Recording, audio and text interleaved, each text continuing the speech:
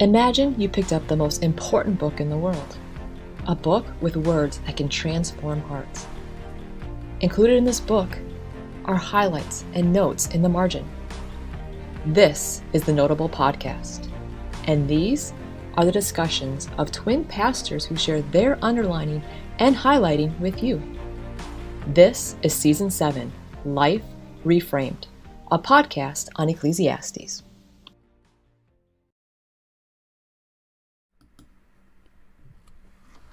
Well, good evening, Jonathan. Good evening. Yeah, it's good to see you again. we are getting towards the end of our journey through the book of Ecclesiastes, and Jonathan, I can't believe it. This has been such a rich, phenomenal journey for you. How do you feel about coming towards the end? I think we only have 1 or 2 episodes left after this. Well, it's like Solomon says in Ecclesiastes Chapter 2, and I hated life. And it's too bad things have to end. You know, I really have enjoyed the book of Ecclesiastes. I just finished up a sermon series on Ecclesiastes here at my church, and we're moving into the season of Advent. And I found it really hard to turn the corner because I've really fallen in love with this word. So I guess I'm grieving that a little bit. But we got an hour in front of us, so we do, and it's seizing it. It's a phenomenal topic tonight. If you want to know why we suddenly turn to topics, listen earlier in the podcast. But we're going to catch the wave tonight. One of the most prominent themes in the book is for Solomon is how do you relate to money? And I got a couple caveats before we get going. Have you ever gone to, like, Jonathan, to like the self-help section of the bookstore, and there's a bunch of titles that say God's way to making money or something like that? Have you ever seen something like that? I've never gone to those parts of the bookstore, but I am aware that that's out there. It is out there, and I just wanted to say this is not this isn't Solomon's MBA course for how to invest or make money. In fact, what we're really wanting to do is be prophetic a little bit. And if we have to reorient your relationship with God and with money. And I'll remind everyone what Jesus said. He said, it's hard. It's hard for the rich to enter the kingdom of God. And of course, we all know the story of the rich young ruler, and Jesus said it's easier for a camel go through the eye of a needle, which is a significant and mind-blowing image. And so what we want to do is reorient our relationship with God, who loves us so, and is so much better than money. But also receive from his hand the gift, because it is a gift of money. I wanted to at least say that before we get into these words from Solomon. Did you have anything else that you wanted to say, Jonathan, before we really get into it? Yeah, but I'm gonna wait. You will. All right. So this is the plan as we work through the podcast. We're gonna reorient our relationship with money in this way. We're going to see what money can never do. That's going to be our first point, what money can never do. We're also going to see what money can do. And Solomon has some positive statements about that. And then we're going to also see what money leads us to do. And to do that, have your Bibles open. This is the Notable Podcast, so you can take little notes in there. And I'm going to be making notes up on the screen for you as well. But Jonathan, take it away. What can money never do? What can it never do?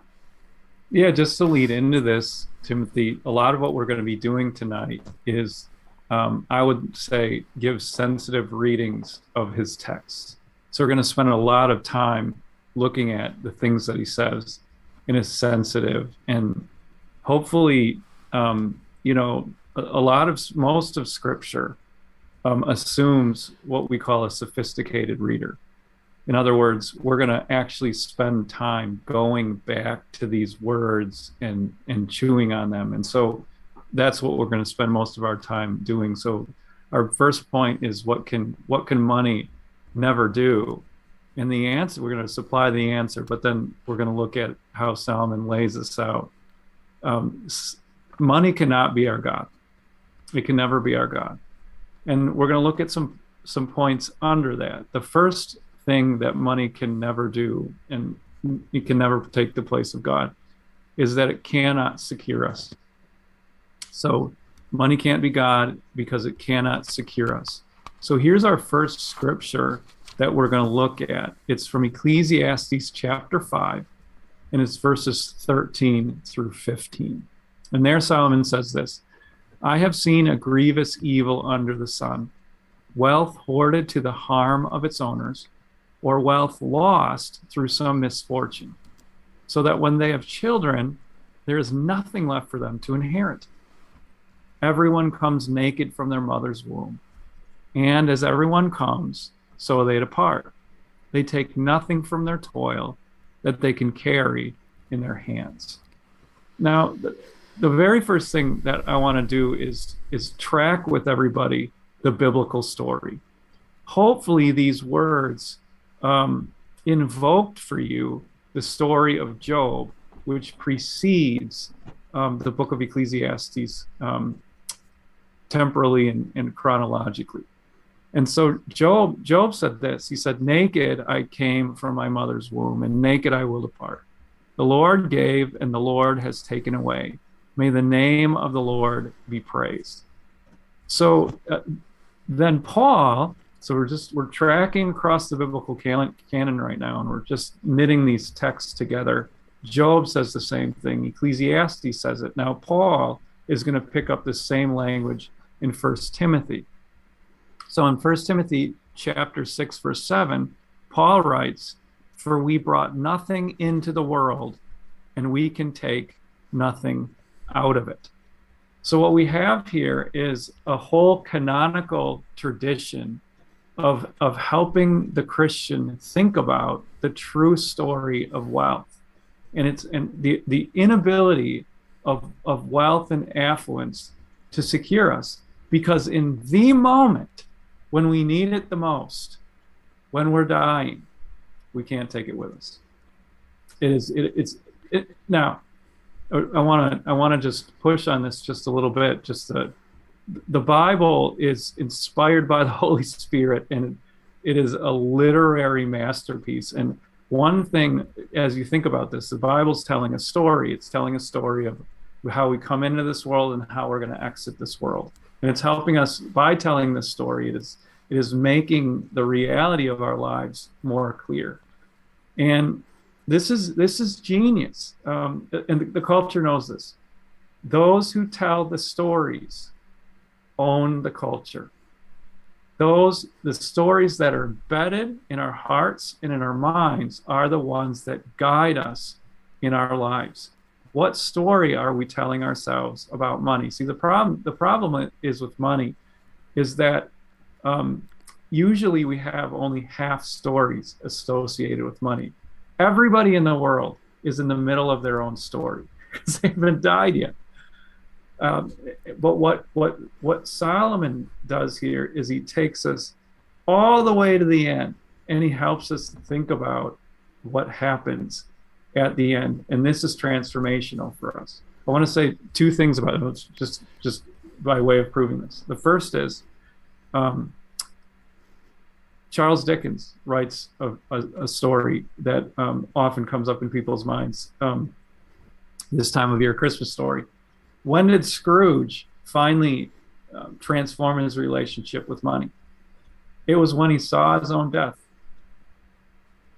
When did Alfred Nobel change his relationship with money? It's an interesting story. I don't know that story. Alfred Nobel, he, you know how for really significant figures, media has sort of prefabricated obituaries for people? Well, the news was falsely went out that Alfred Nobel had died. Oh. He read it, and anyway, the poor guy ended up reading his own obituary in the newspaper. And the obituary read this. So he's reading this. Dr. Alfred Nobel, who became rich by finding ways to kill more people faster than ever before, died yesterday. So, of course, he's the maker of glycerin. He invented glycerin. And so that's what the paper is responding to. And from that point on in his life, Alfred Nobel went on a shopping spree, so to speak, with his money. That's why there's the Nobel Prizes, because Alfred Nobel didn't want to be known as a mass killer. He wanted to be known for his for his generosity and grants, which ends up being pretty successful, by the way. But the point is, he stares at his own death. It does transform then his relationship with money. And this is certainly what Solomon is doing. You can't take it with you. Look at that. For sure. And this is Solomon, just to get more specific into this little episode that you just read here, the NIV doesn't do us any favors and kind of makes it seem like this is just a few proverbs stitched together. But really, this is the story of a guy who really aggressively saved. And another way of talking about that would be hoarding. And he hoarded and hoarded and hoarded. And then somewhere along the line, he lost it all. Maybe he got Bernie Madoffed. Maybe he made a bad business investment. Maybe his wife got sick and he had to pay the doctors. We don't know. And then there's this moment, and the NIV misses this too, where his young child is holding out his hand or her hand and saying, "Do you have anything for me?" The NIV thinks it's an inheritance, but that's really not what the text says. And the guy says, "I don't have anything for you." It's kind of like the child's skin and bones. He's got nothing left, and so all that aggressive saving or hoarding, what did it do? Nothing. And the truth of the matter is that money it simply cannot secure our future. That it cannot be God for us. And to use like a little bit of a prophetic phrase that like the prophets would use about the nation of Egypt, this is kind of like leaning on a sword. If you think that money's gonna say secure your future, you're wrong. You're wrong. It can't. We're gonna die, and if you acknowledge that fact, money can't do anything for you in that moment. Nothing. But there is one who can. And his name is Jesus, and he rose from the dead. So money is not a god. It is for some people, but it's a really bad one. that would be the point. Should we move on to the next scripture here, Jonathan? Yeah. So money can't secure us, and the next idea that we're going to look at is that money cannot satisfy us. So it's not a god in that way either. It's not something that our hearts can really grab onto. So that brings us to Ecclesiastes Chapter 4, verse 8. And here Solomon says this: "There was a man all alone." I'm just letting that sink in. He had poor neither guy, son right? He's nor lonely. brother. Yeah. There was no end to his toil. Yet his eyes were not content with his wealth. "For whom am I toiling?" he asked. "And why am I depriving myself of enjoyment? This too is meaningless, a miserable business." Oh, wow. This is beautiful in a terrible way. You have this character sketch, this drawn character that Solomon gives us, and we imagine him being all alone. He's working his tail off. And then what I think is the exclamation point on this really pathetic figure. The guy probably is filthy rich. he's working his tail off, but he has nobody to share it with. It's horrific, and he's compulsive about it. He cannot stop. And I mean, it's really sad. And then, like I said, here's the exclamation point.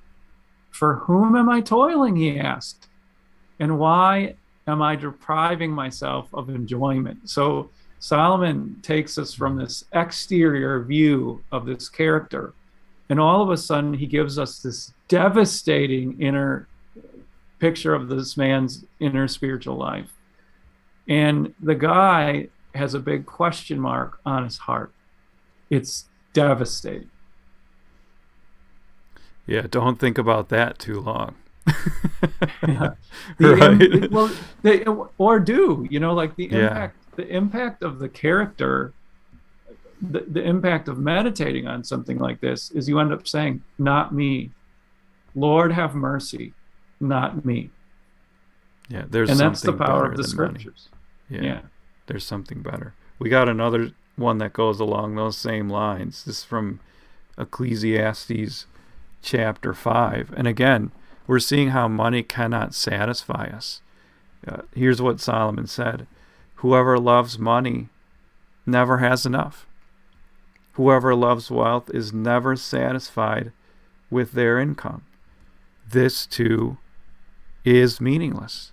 So here we go. Here we go.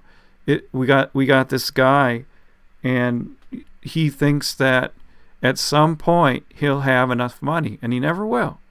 He never will. You always want more.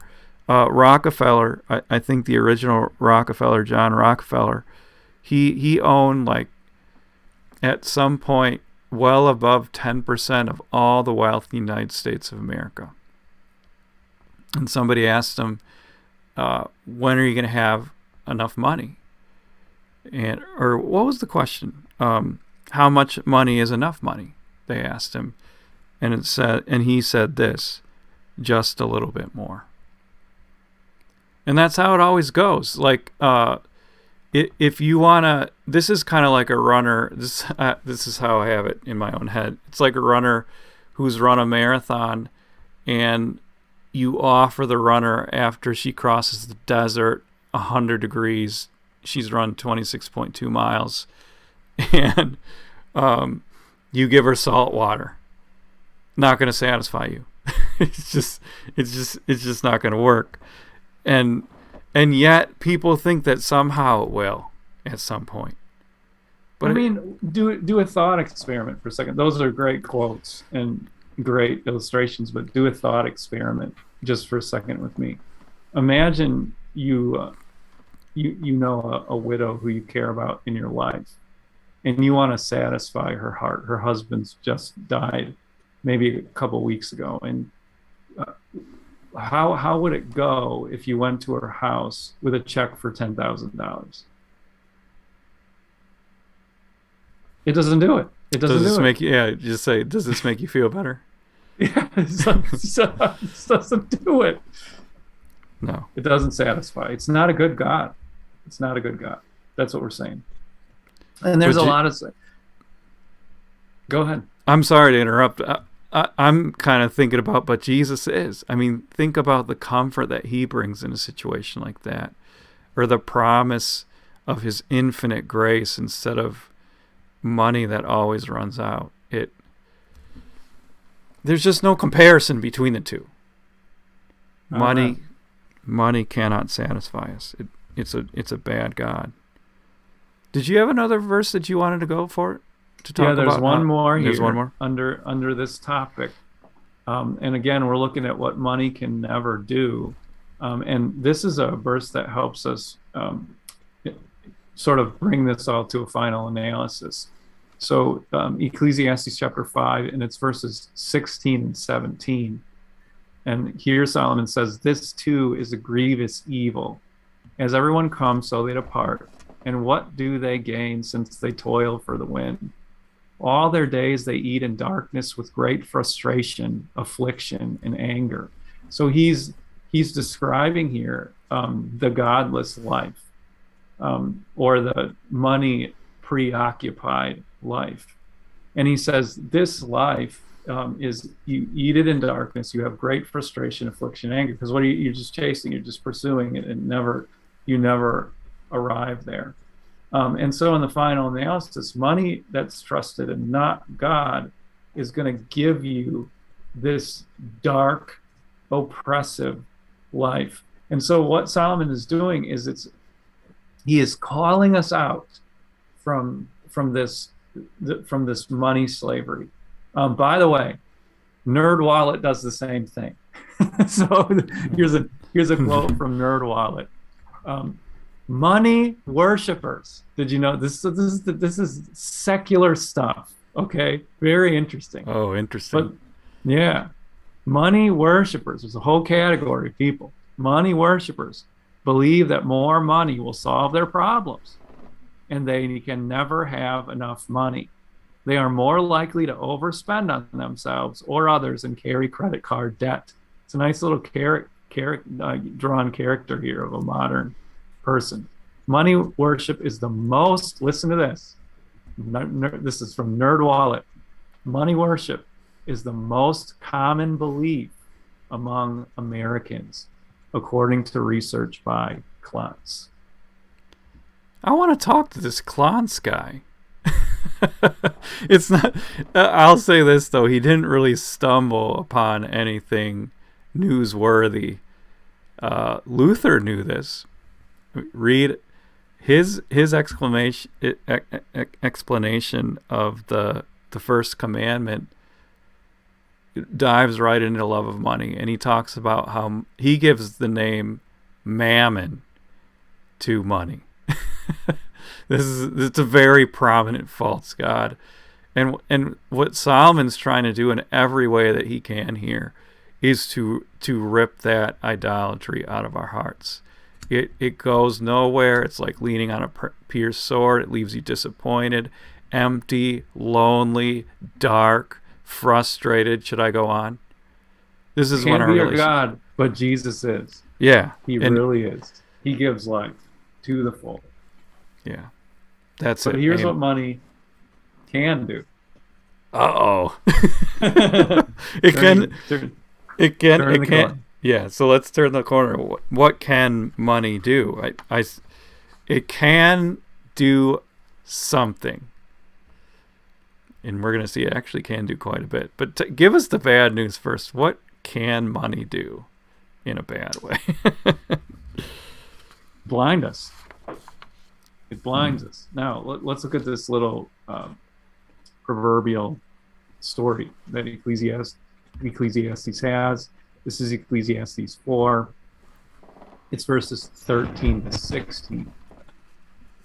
Better a poor but wise youth than an old but foolish king who no longer knows how to heed a warning.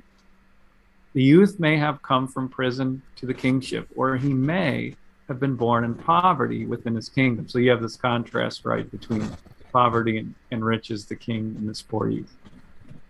Verse 15, I saw that all who lived and walked under the sun followed the youth, the king's successor. There was no end to all the people who were before them, but those who came later were not pleased with the successor. This too is meaningless, a chasing after the wind. So let me just talk this through. First of all, we have a spiritually blind king. Well, what makes him blind? He's a foolish king who no longer knows how to heed a warning. He won't listen. He used to be poor. He's now rich, and he thinks he knows everything now. And so wealth blinds.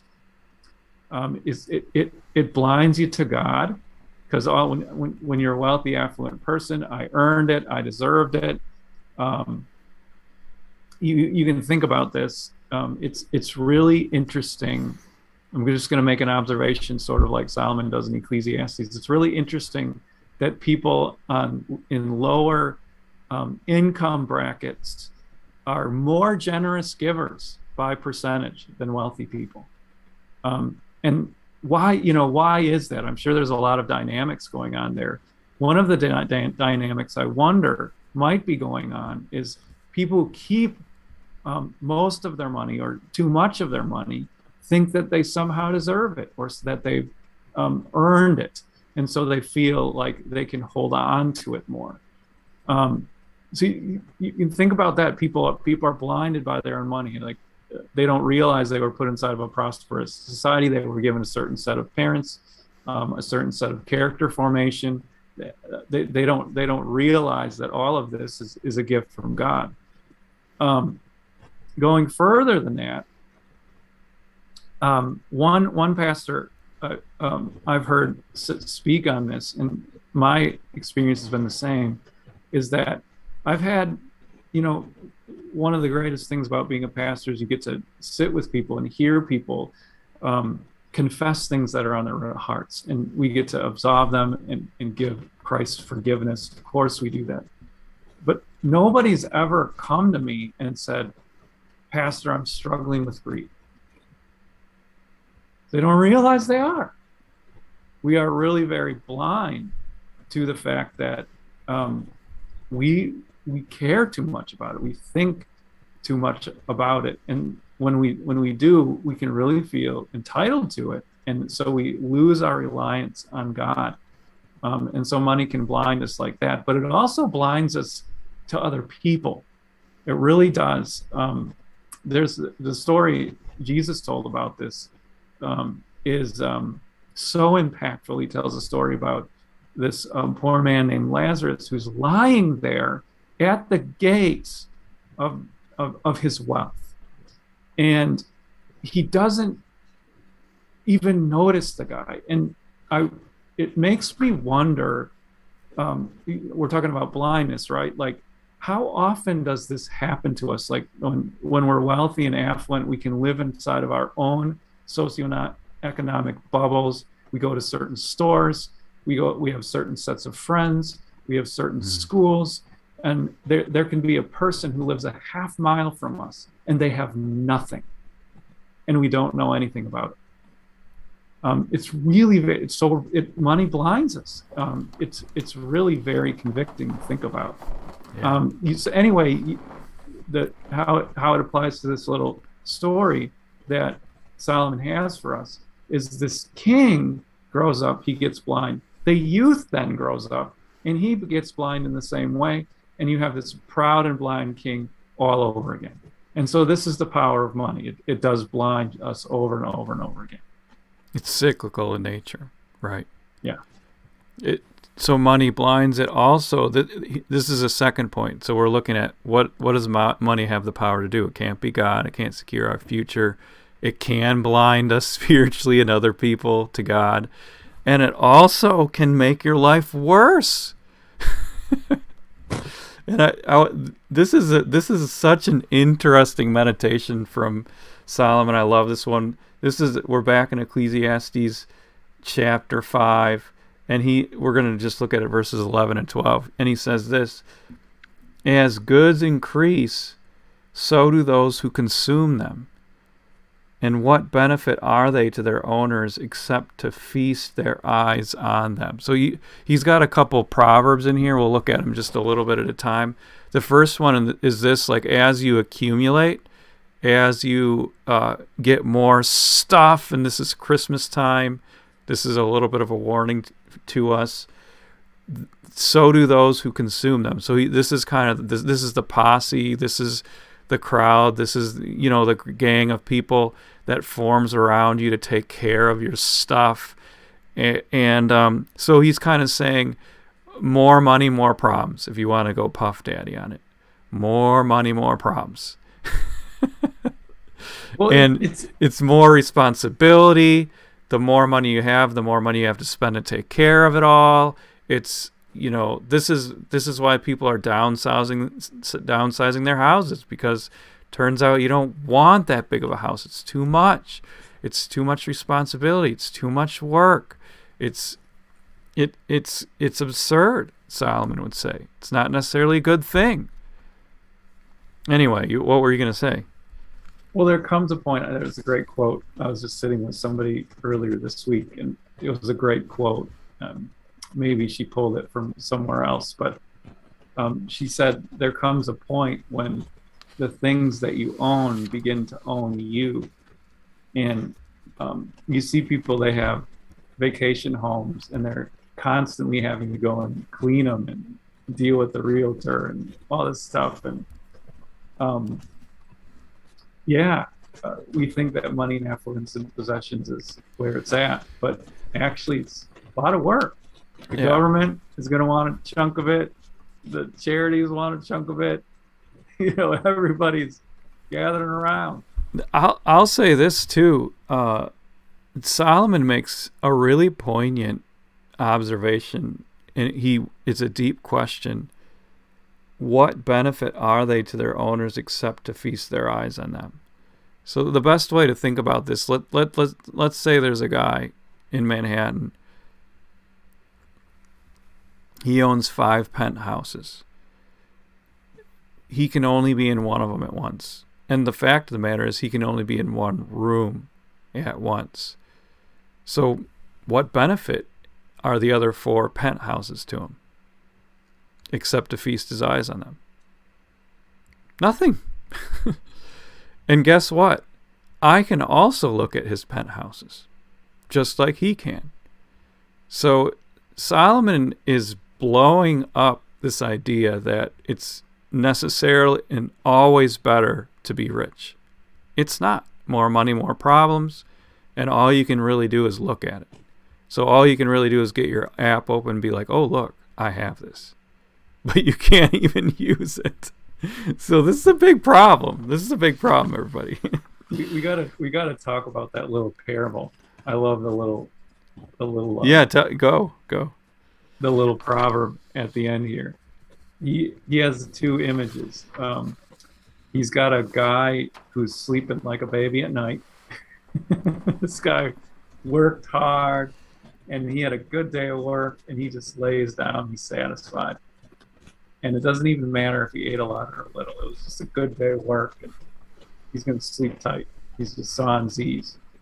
And then he's got this other guy, this rich person. And Solomon says, their abundance permits them no sleep. Now, you can think of all these, business tycoons and stuff that are up at 3 a.m. They got to make money. That's probably not what he's talking about. Probably not somebody who's a stockbroker and they're like, the inflation report's coming out tomorrow. I gotta be there to trade or whatever. Probably what's going on is dyspepsia. He's got an upset stomach. The poor guy needs some Pepto-Bismol. Because the deal is, it's abundance, right? Like the guy had too much to eat. The guy can't sleep. Just a really interesting. So Solomon's saying, look, you think it's great when you're feasting, you're having that T-bone every night. And then, you know what? The guy who worked hard on the roads is sleeping better than you because you're dealing with gout. Like it's just fun what he's doing here. So one way, this is how I put it to my church at least, is to ask yourself this question: who's better off at 2 a.m.? The rich guy or the poor guy? The guy who's in his gilded bathroom slugging Pepto-Bismol, or the guy who's sawing logs? The guy who's sawing logs, right? So Solomon, he's at least wanting you to question this narrative that we keep telling ourselves. It's better to be rich. He's really not sure. He's really not sure. And so this is a really important point. Yeah, this is a really important point for us to get. So money can do things. It can really do things. It can blind you. It can make your stomach worse. Yeah. Or there actually is one positive passage that I wanted to look at, and this is from Ecclesiastes Chapter 10. This is one thing to notice is that in the book of Ecclesiastes, and going into our last episodes here, you're going to get more of this. But actually the book starts to get really, really positive. So the beginning of the book really takes things away from us and it strips the world away from us. And then at the end, the Spirit through Solomon gives it back again. And there's a really stunning, like I'm going to call it stunning because when you get to it, it really just pops off the page. And it's this verse right here. It's just a little guy. This is from Ecclesiastes 10. This is so positive. It's so positive that a lot of commentators and interpreters are like, he can't really mean this. But listen to what he says. This is Ecclesiastes 10, verse 19. A feast is made for laughter. Wine makes life merry. And money is the answer for everything. There's the title of our episode. Money is the answer to everything. Is it? Money. So there's a couple interpretive options for this, and I prefer the second one that I'm going to show to you. But some commentators and interpreters will say this is deep irony from Solomon. This is he means the exact opposite of what he's saying. And the reason why they say that is because, and I want to show these verses to you, we have these princes who are feasting in the morning. So they're feasting for the wrong reasons. And we have these people who are being lazy and the rafters are sagging. And it could be those guys. It could be those princes who are like money. Solomon's putting this quote in their mouths. Well, money is the answer for everything. So that would be a very cynical reading of Ecclesiastes here. And by the way, commentators do that throughout the book. They'll just twist his words and say what he actually means is the exact opposite. And I frankly, I don't read any part of the book of Ecclesiastes that way. The second interpretive option is that he actually means that. And I do think that he actually means it. I'm going to try to see if I can get some interpretive momentum for that. But he has left these guys behind. He's left these morning feasters, these guys drinking at 9 a.m. It's not even 5 p.m. It's 9 a.m. for them. And Solomon's trying to reorient them to the purpose of feasting. So he says that feasting is for strength. Look at what he says, for strength. So there is a reason to feast. It would be not to be gluttonous or drunk, but to regain your strength to go about the things that you need to do every day. And then he says, a feast is made for laughter. Wine makes life merry. So this is its purpose. It's not a bad thing. And money has a valuable role in our life too. Very valuable. It's the answer for everything. Now, we wouldn't want to take that too far, would we? But we also don't. What we could say, this is the way I understand him. He's saying silver, crypto, whatever you want to go with, is very versatile. I mean, can we at least say that about money? Yeah, it's very versatile. It's very versatile. It's very useful. And nobody's saying money makes a bad god. But it is very useful. Like, here's an illustration for you. We don't think about how useful money is, but money is this useful. On 12/25 this month, I paid money, and because I paid money, there's going to be a pilot who's going to skip Christmas dinner and fly me in a small metal tube across the sky so that I can go visit my parents.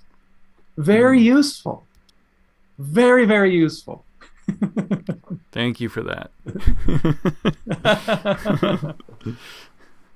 It is a nice answer for many things. And so really Solomon's got a very balanced view of money.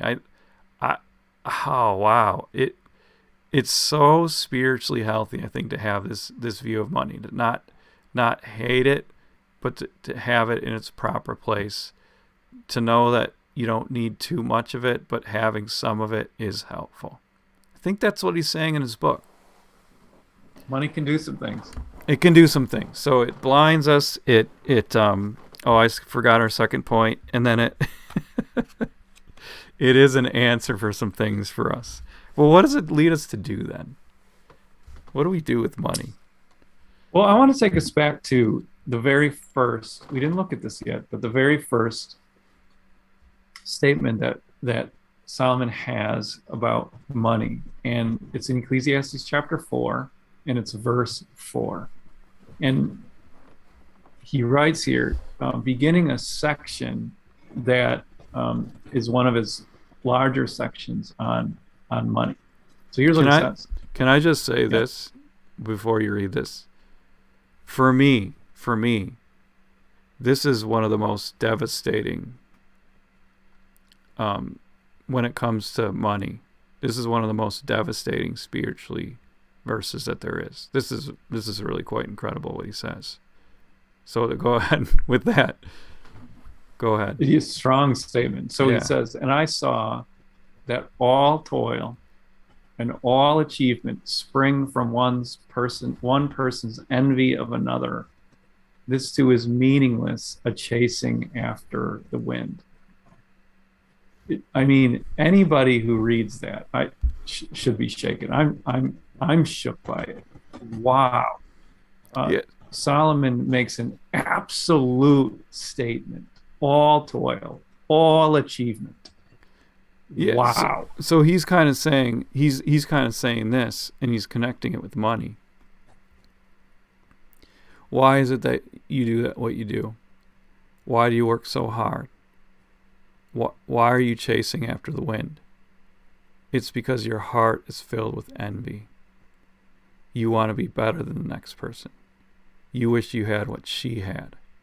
That's why you do what you do. And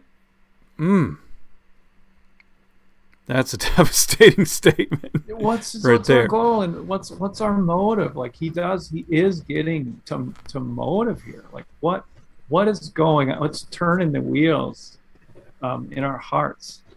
And we can all think of, I think what's easy for us to do is for us to think of what I'll call gross examples of that.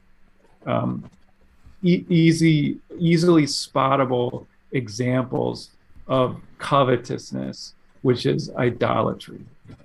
But I think what's more difficult for us to do is spot more subtle obsessions with money. Like one of the things that I wonder about, and I'm just wondering, now I'm not going to make any kind of absolute statement like Solomon, but I wonder about this, is that even sometimes I wonder if even the church is subtly baptizing money and affluence obsession. Like for example, I don't know how many times I've heard of churches doing the Dave Ramsey stuff, and I'm not grinding an axe here. I'm not. I do it. Teach people how to manage money well. What troubles me is when I hear people say, I listen to this podcast every day. Dave Ramsey every day. And I'm going, whoa, that is a lot. Whoa. We're going Susie Orsman or whatever this is all the time. And so in other words, what you're doing then, if we're obsessing about money that much and about our finances and doing the snowball thing or whatever it is, we've actually just taken the obsession of money and we've Christianized it. We've dressed it up in Christian clothes. This is very dangerous. And Solomon is spotting it everywhere. And I'm just trying to point out, maybe we should see it in other places too. Well, you always have to go back to like, why do I do what I do? Why do I work so hard? Why do I want a bigger salary? Why do I want that house or that boat or whatever?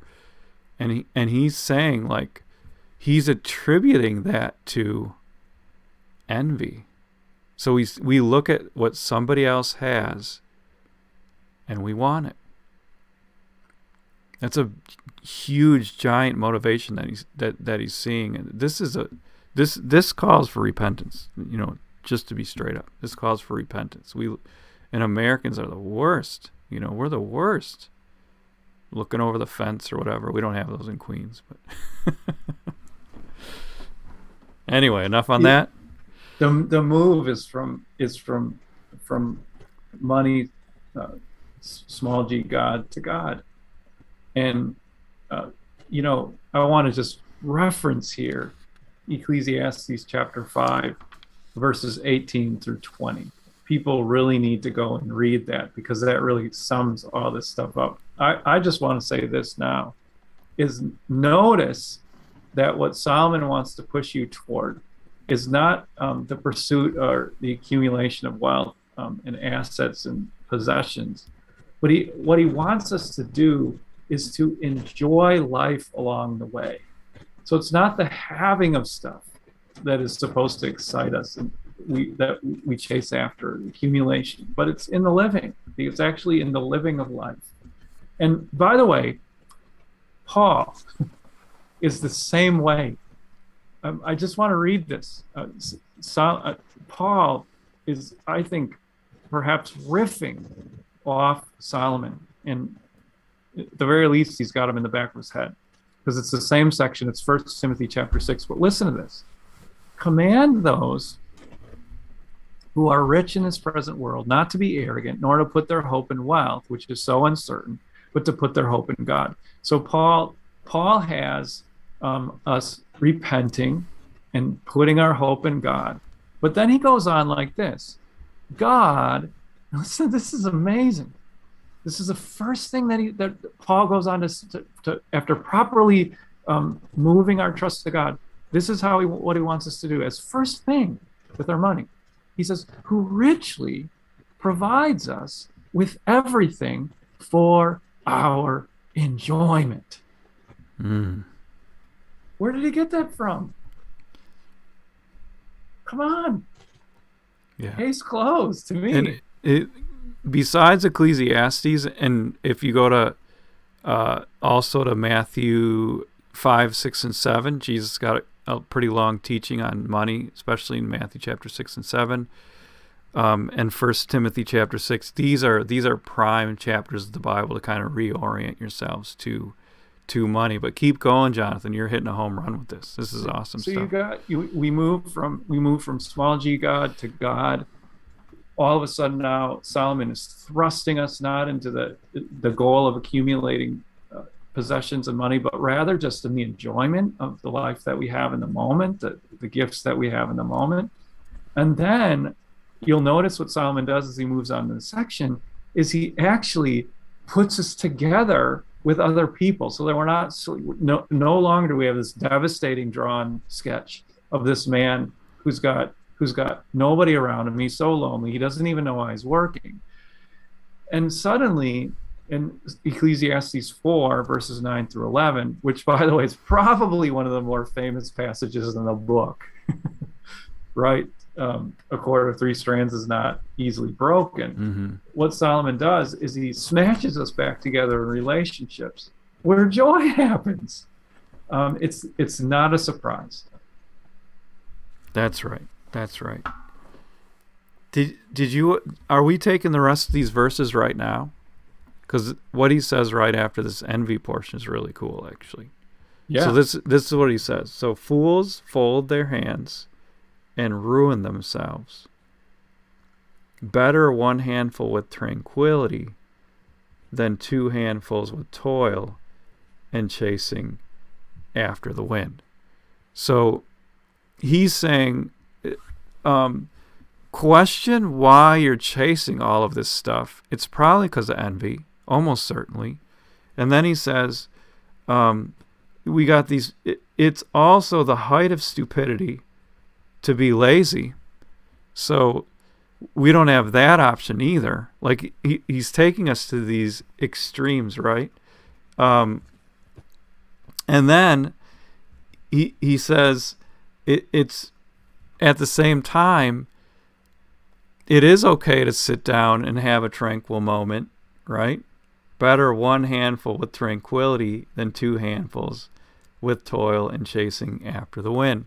So what he's trying to say is, don't go to any of these extremes. Don't like burn the midnight oil just to make money, but also don't be laying in bed until 10 a.m.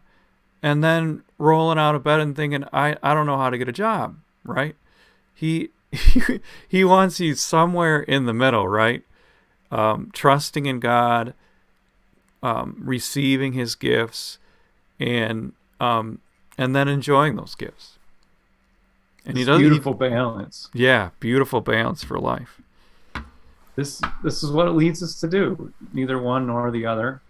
We stay right in the middle. But now I got one last section tonight. What does this lead us to do as we trust in God? We've been reconciled to him through Christ, and we enjoy the gifts he gives us. We find ourselves in relationships. It's not that we work too hard for money or that we're lazy. We want to be right in the middle. How can we push out into our lives? And this is, now I want you to notice we're in Ecclesiastes Chapter 11. So we're starting to summit to his conclusion in the book. And he has here beautiful language, and there's so much to think about. And what I want to do is read the whole section, and then we'll spend a little bit of time unpacking what he says. So he says, ship your grain across the sea. After many days, you may receive a return. Invest in 7 ventures, yes, in 8. You do not know what disaster may come upon the land. If clouds are full of water, they pour rain on the earth. Whether a tree falls to the south or to the north, in the place where it falls, there it will lie. Whoever watches the wind will not plant. Whoever looks at the clouds will not reap.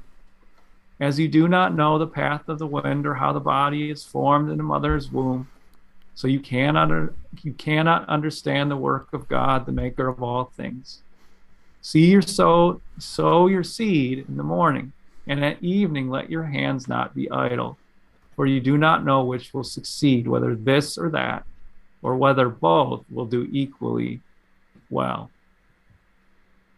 So, there's just a lot in there. I want to start at the top and kind of take us through it. Before you say that, though, like, this is so optimistic and hopeful here. He has moved a really long ways from Ecclesiastes Chapter 1. And you just got a meaningless, everything is meaningless, says the teacher. And now just notice what he's saying. Like, he's very far from telling you to give up on life. And a lot of people never get that far in the book of Ecclesiastes. And this is really important stuff. Sorry to interrupt you, but it really is. Giving the context of the whole book is really important. Here you got a guy who's recommending global trade. That's what he's doing here. This is big stuff. Ship your grain across the sea. You may receive a return. So he's, get to it. If invest. Do it. Yeah, invest. Now, you notice what he says. He says, you may receive a return. So this isn't ironclad. A world broken by sin doesn't work perfectly anymore, but that should not stop us. Do the shipping, get it going. This is sort of on the nose right now. Like, we have all these ships waiting in harbor, but ship, that's what he's saying. Some people are going to say that charitable giving is in view, and I just wanted to acknowledge that point of view here. There's an ancient commentator by the name of Isaac of Nineveh who said this. This is what Psalm is saying. He says, do not separate the rich from the poor, nor try to discriminate the worthy from the unworthy, but let all men be equal in your eyes for a good deed. So he's saying this is sort of like a metaphor, and what you need to do, ship your grain across the sea, share it with people, do it indiscriminately, get it going. Don't worry about it. Bless people with your wealth. This is, of course, a very biblical and charitable thing to do. I just don't think it's what Solomon's talking about at all. Charitable giving does not seem to be in view. It does definitely seem like Solomon is talking about business ventures.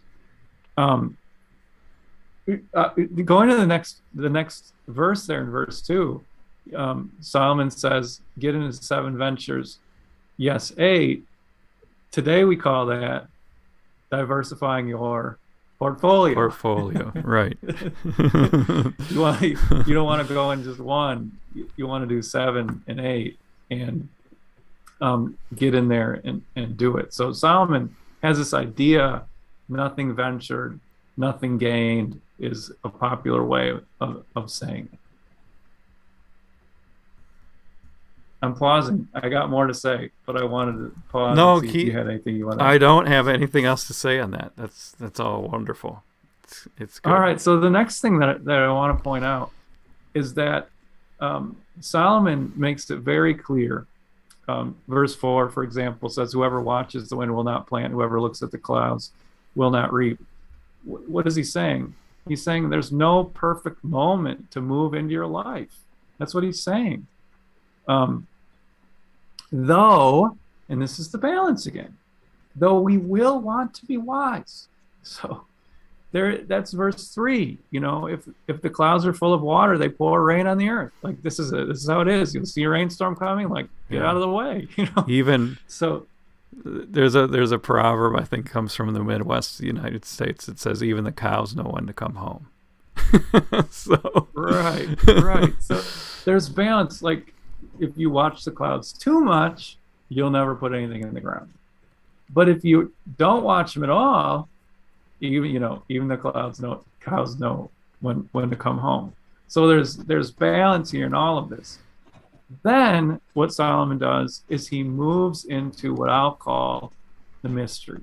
And he's got a couple examples of this. These are very profound. He says, you don't know the path of the wind. He also says, you don't know how the body is formed in the mother's womb. And then he compares this to the work of God. So he says, you cannot understand the work of God, the maker of all things. And so here, Solomon is acknowledging Ecclesiastes Chapter 3, where God said, I've got a plan for everything. But humanity doesn't know what it is. And this is the burden to us. And so this is a mystery to us. We don't know how a baby gets put together. We don't know how the wind is flowing. We don't know how all this stuff works. But what we can do, and this is what Solomon is saying, embrace the mystery. And this is verse 6, and do this. Sow your seed in the morning, and at evening let your hands be idle. So, do your work, for you do not know what will succeed, whether this or that, or whether both will do equally well. So Solomon again is saying, you can work at 2 different things at the same time. You don't want to put all your, we're doing Proverbs, right? You don't want to put all your eggs in one basket.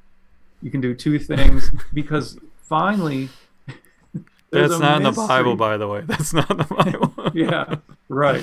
There's a mystery. There's a mystery to what God is doing. Like God might not want to bless that, and he might want to bless this over here. We're not going to know until we actually do it. Yeah. And I'll just say this, like in this moment culturally that we're living in right now, I think we need more of the latter part of Ecclesiastes than the earlier part of Ecclesiastes. Like I think people really are getting right now in this moment in a deep level how meaningless things are, how chaotic they are, how devastating they are, how messed up things are. And people are getting that at such a deep level that they're throwing in the towel completely on life. Like, too many people are staying home. They're putting on their pajamas and just taking a check from the U.S. government. Too many people have just, they've really just quit on everything. And there's some pretty interesting commentary going on right now about people who the lack of people starting families today, the lack of people getting married, the lack of people starting new businesses.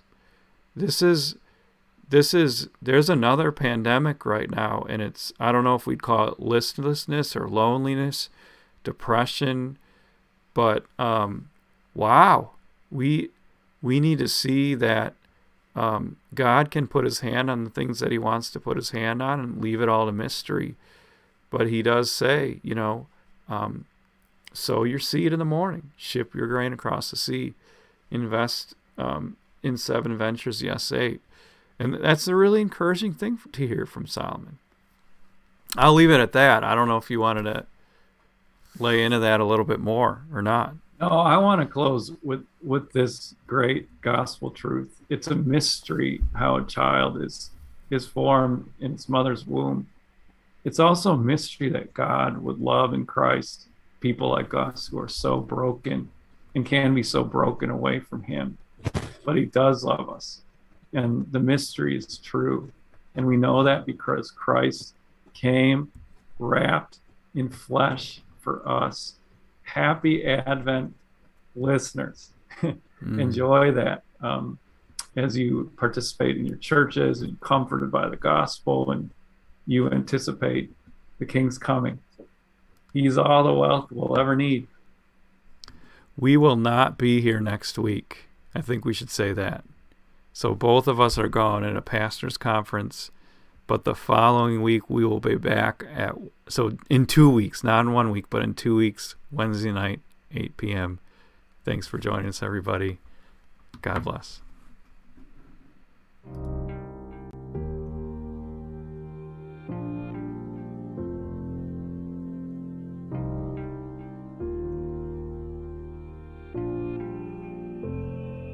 Thanks for listening to the Notable Podcast. You can check out our other seasons on our website or wherever you get your podcasts. If you are enjoying this ministry and are so moved to support it, please visit us at www.thenotablepodcast.com. Thanks for listening.